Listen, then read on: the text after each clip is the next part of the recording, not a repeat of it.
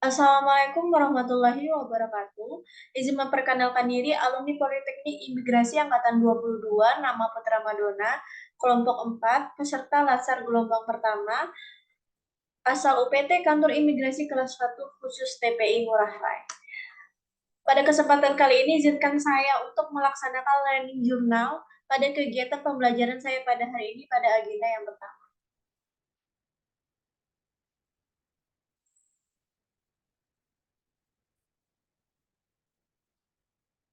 Sebelumnya, sebelum saya masuk ke modul pertama, saya akan melearning jurnal kembali bahwa 7 pembelajaran agenda pertama ini yang dimana peserta Latsar ini harus bisa menunjukkan sikap perilaku bela negara sebagai calon aparatur sipil negara dengan pemahaman wawasan kebangsaan yang sudah ada di diri peserta masing-masing dengan melakukan pembelajaran ini.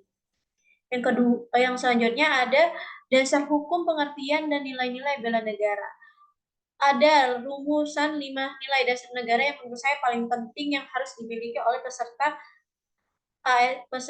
Latsar pada kali ini, yaitu pertama cinta tanah air, yang kedua dasar dan berbangsa dan bernegara, yang ketiga setia pada Pancasila sebagai ideologi negara, yang keempat ada rasa rela berkorban untuk bangsa dan negara, yang kelima ada kemampuan awal untuk melaksanakan bela negara. Yang kemudian ada dasar hukum dari bela negara. Yang pertama ada Undang-Undang Dasar Negara Republik Indonesia tahun 1945 pasal 27 ayat 3 yang dimana setiap warga negara berhak dan wajib ikut serta dalam upaya pembelaan negara.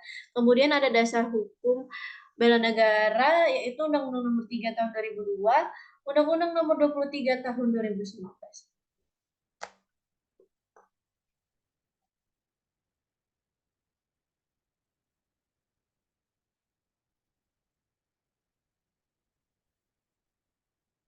Kemudian kita masuk pada modul kedua, yaitu membahas isu strategis kontemporer, yang dimana kita ketahui bahwa isu-isu strategis kontemporer merupakan permasalahan yang mengancam, yang permasalahan dalam arti AGH, AGH, HGHT, yang dimana ancaman, gangguan, hambatan, dan tantangan bagi negara Republik Indonesia yang berdampak luas dalam tingkat global, yang dimana isu kontemporer ini berjangka waktu lama dan panjang dan bisa membahayakan seluruh halayak ramai, yaitu seperti contohnya COVID-19, cybercrime, terorisme, dan yang lainnya. Kemudian ada teknis analisis isu yang saya pelajarin pada pelajaran itu dengan melakukan analisis SWOT. Kemudian ada teknik APKL, yaitu ada aktual, problematik, kehalayakan, dan layak aktual, yang dimana isu kontemporer.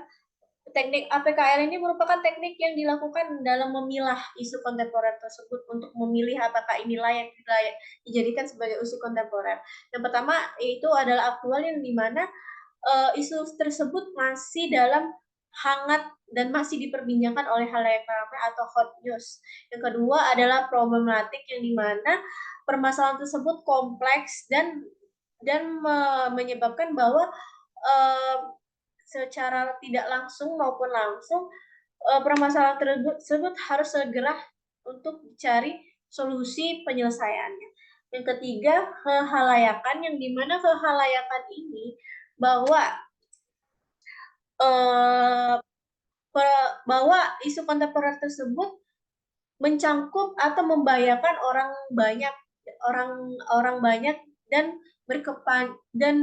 dalam berkepanjangan. Yang kemudian ada layak, yang dimana isu kontemporer tersebut merupakan realistis, relevan untuk dijadikan isu kontemporer, yang dimana bahwa itu memang layak untuk dijadikan isu kontemporer.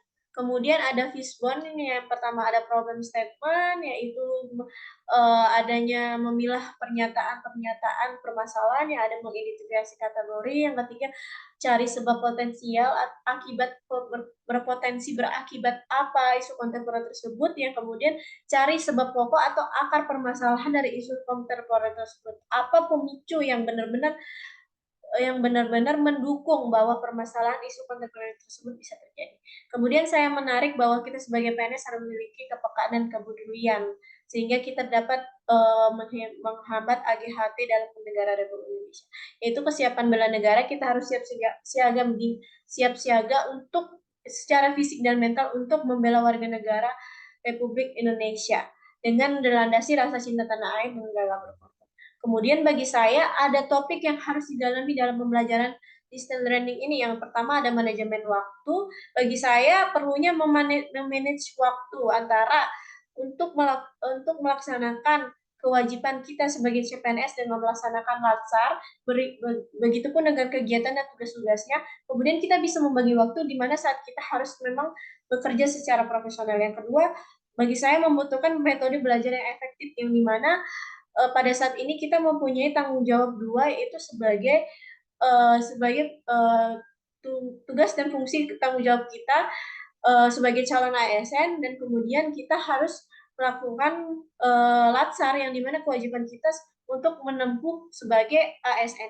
Yang ketiga, dimana menurut saya materi integritas ini perlu dilakukan dalam pembelajaran distance learning, yang dimana kita sebagai calon ASN negara harus mempunyai integritas yang tinggi sebagai untuk membela uh, untuk membela atau melindungi kedaulatan negara Republik Indonesia. Mungkin itu saja learning journal yang dapat saya sampaikan pada kali ini. Saya mohon maaf, pada Allah saya mohon ampun. Wassalamualaikum warahmatullahi wabarakatuh.